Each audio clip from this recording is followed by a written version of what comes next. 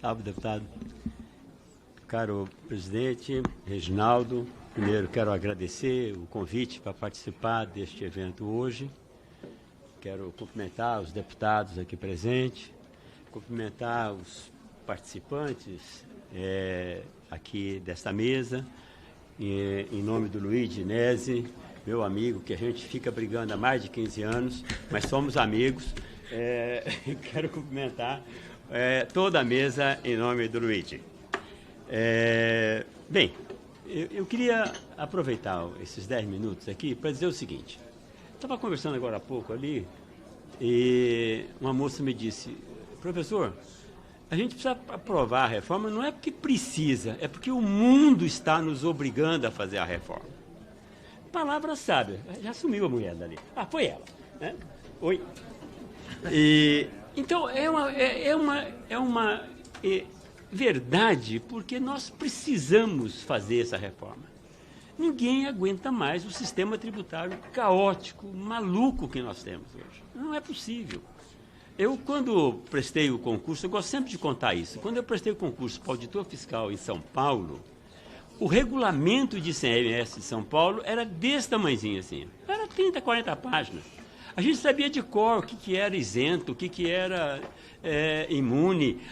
Tinha até aqueles processos, almeirão, algodão, alface, tudo começava com A e terminava com ão, estava naquela ali.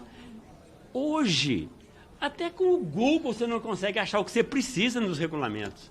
Agora imagine uma empresa que precisa negociar com 27 estados. Vai ter 27 regulamentos desse tamanho. Fora os julgados, fora as visões diferenciadas que acontecem por aí. Ou seja, se a gente empilhar as 27 legislações, dá uma pilha do chão ao teto. E se a empresa tiver que se haver também com os municípios? Vamos ter uma legislação de ISS? Eu não sei como é que vocês fazem, sinceramente, não sei como é que vocês fazem. 5.500 legislações de ICMS, como é que pode? Então, quando nós do CECIP começamos a pensar na reforma tributária, nós elegemos alguns princípios que deveriam nortear o nosso trabalho e a nossa visão. E o primeiro princípio foi o princípio da simplicidade. O sistema tem que buscar a simplicidade. Então, dentro dessa simplicidade, é a unificação dos impostos. PIS, COFINS, ISS, ICMS, se for a 45, ou ISS e ICMS, se for a 110, ou uma mistura desse negócio, se for a 155, em homenagem ao meu amigo Raul, que somou as duas PECs para dar algo bastante importante. Qualquer que seja, é muito importante que a gente tenha a simplicidade e a gente busque uma alíquota uniforme.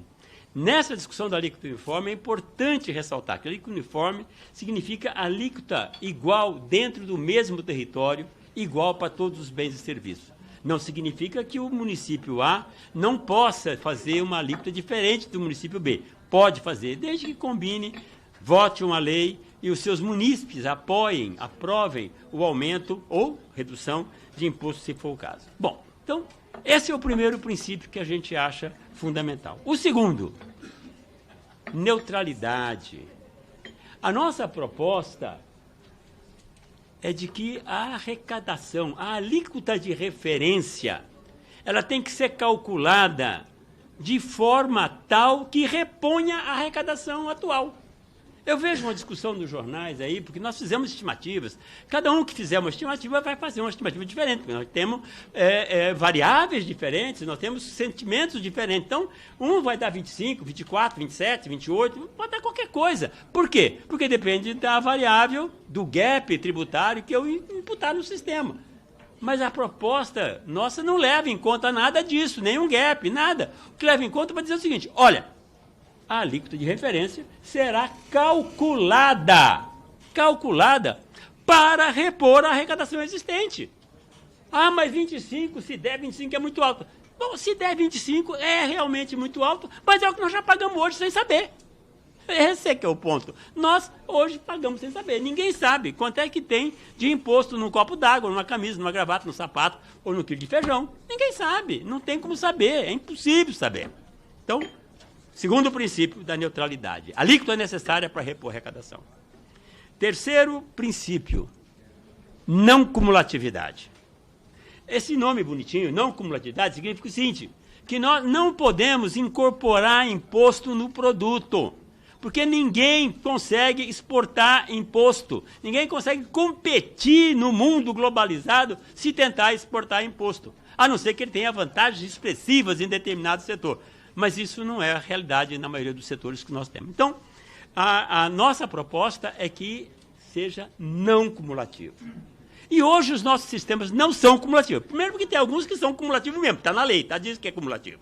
O ISS, parte do PIS/COFINS são cumulativos, ela acumula no produto, incorpora no preço do produto. Portanto, ele é cumulativo, pesa no bolso de todo mundo.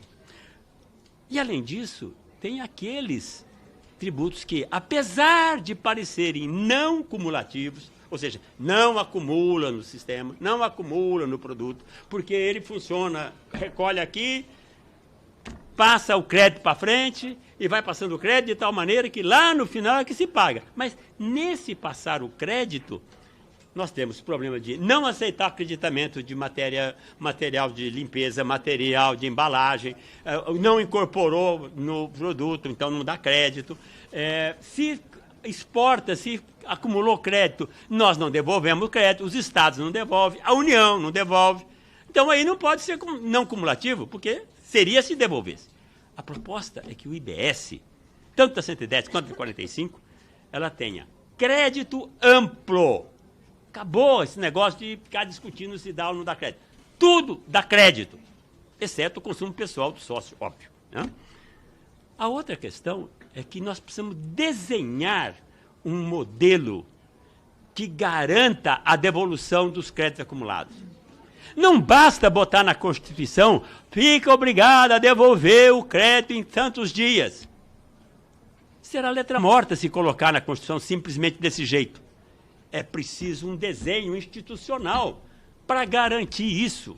E o desenho que garante isso nós temos, primeiro, uma separação nítida, através do Conselho Federativo, dos fluxos de recursos que pertencem aos entes federativos, que são, portanto, receita tributária, daqueles fluxos que pertencem às empresas que estão transacionando no curso das transações B2B. Essa é uma questão fundamental, porque hoje, quando você recebe, o Tesouro recebe o imposto, e aquilo ali é considerado como receita, por força da 4.320, que diz lá, pertence ao exercício financeiro as receitas nele arrecadadas e as despesas nele empenhadas. Então, arrecadou é receita.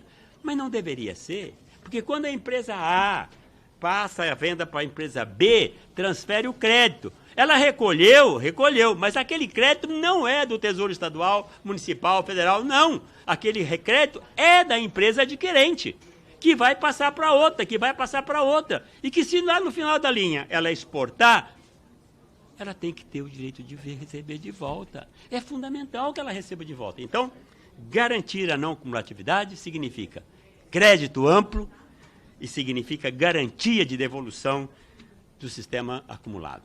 E para isso é preciso um bom desenho. E para esse desenho funcionar, já vou terminando, deputado, nós queremos dizer aqui que o sistema tributário resultante da reforma que estamos trabalhando nesse momento, ele se assenta num tripé. Primeiro, é o direito material, claro, com regras específicas, tal qual eu acabei de descrever algumas delas.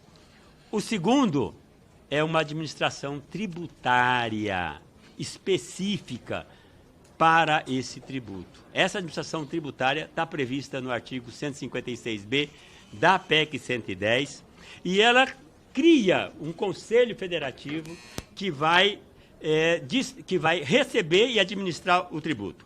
E o último elemento do tripé é um sistema informatizado. Não é possível começar a cobrar esse imposto, caro presidente, se não tiver o sistema informatizado. Então, tripé. Direito, claramente, administração tributária autônoma e sistema informatizado. Muito obrigado, deputado. Com a palavra, nosso ministro Nelson Machado. Obrigado. Bom, quero agradecer aqui o nosso presidente, Reginaldo, nosso relator Aguinaldo. Depois que o Aguinaldo falou aqui, não precisava falar mais nada, já está tudo feito. Mas eu me sinto na obrigação de falar 3 aspectos, rapidamente. Primeiro, a questão da alíquota de 25%. É exatamente isso que o nosso relator colocou, o deputado Aguinaldo. A questão é que na 110 nem na 45, em nenhum lugar está dito qualquer alíquota. O que está dito é o que ele falou. É uma regra de ter uma alíquota que reponha a arrecadação. E tem, como disse o Raul, tem uma alíquota inicial de 1% ali, inicial, para ver qual é a alíquota necessária para poder ter a mesma arrecadação que tem hoje. E isso vai funcionar de que maneira? Vai funcionar de uma forma onde vai elevando a alíquota do IBS, quer dual, quer nacional, vai elevando a alíquota, enquanto a alíquota dos impostos velhos vão diminuindo. Até que ao final de 4, 5 anos, dependendo aqui o que a casa decidir, você tem todos os impostos velhos zerados, o imposto novo com a alíquota que se equilibrou. Então, não tem essa conversa. Eu até, passo para o segundo ponto, fiquei contente aqui com o Fernando e com o Luigi, que estão apontando que a alíquota de equilíbrio seria 16. Pode ser 16. O Fleury seria ótimo, eu torço para que vocês tenham razão. O Fleury fez 27, tem um estudo que dava 25,5.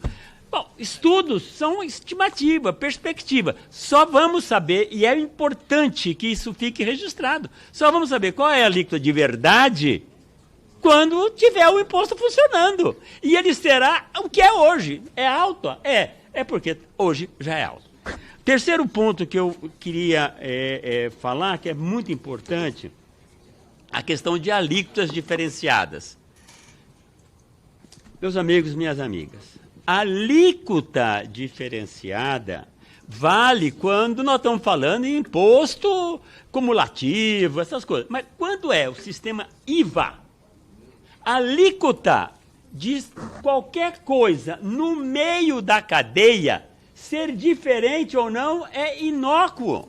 Por quê? A alíquota, o serviço ou o produto, ele dá um crédito de 13%, tá bom, ele é 13, dá crédito de 13. Mas se o salame final é de 25, a alíquota é de 25. Então, tanto fez como tanto faz. Diferente de alíquota final. Tá bem, o transporte coletivo. Tá tudo bem, é o consumidor que vai pagar, é o cidadão que vai pagar. Aí é uma coisa que é para pensar. O setor de educação, o setor de saúde, a consulta médica lá no final. Tá bom. Aí é o volume de dinheiro que você tem para distribuir. Você vai botar mais para melhorar, reduzir o custo da saúde, tá bem. Ou você vai reduzir o custo das outras famílias, e assim por diante. Então, isso que é importante. A alíquota final tem impacto. A alíquota intermediária não tem impacto. Ela é inócua, porque o modelo tributário é de débito e crédito. Isso é fundamental. E por último, meu caro Tasso, eu me sinto discordar veementemente de Vossa Excelência. Não faz o menor sentido manter a possibilidade de redução, de subsídio, etc. Primeiro porque o modelo vai mudar. Não será mais pertencente ao Estado que produz. O imposto vai pertencer ao Estado de destino, aonde está a população que consome e o cidadão que vota. É lá. Portanto, fazer subsídio ou não, o governador já não vai ter nenhum interesse.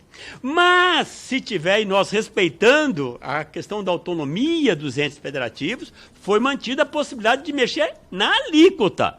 Cada município pode ter uma alíquota diferente, pela proposta da 45. Para baixo ou para cima, desde que os seus cidadãos, os estados também. Mas não é para ficar dando incentivo, essa coisa. Porque o mal, outro dia eu ouvi uma frase que eu achei interessante. de um auditor antigo, meu Raul, ele disse o seguinte: Machado, nós recebemos lá na década de 70 um ICMS que era bonzinho, mas nós fomos ao longo do tempo estragando esse negócio e conseguimos. Gente, a quantidade de convênio, de interpretação que tem, dando incentivo disso, daquilo outro, é um absurdo um negócio desse. Então, é fundamental manter a proibição de benefícios, subsídio, redução de base de cálculo, sustentabilidade. Ele deu um monte de nome para esse negócio. Se quiser deixar algum, deixa específico. Tá bom, sabe? Simples, zona franca. A gente já sabe o que é, mas deixar em aberto a possibilidade é apostar no perigo. Era isso. Muito obrigado.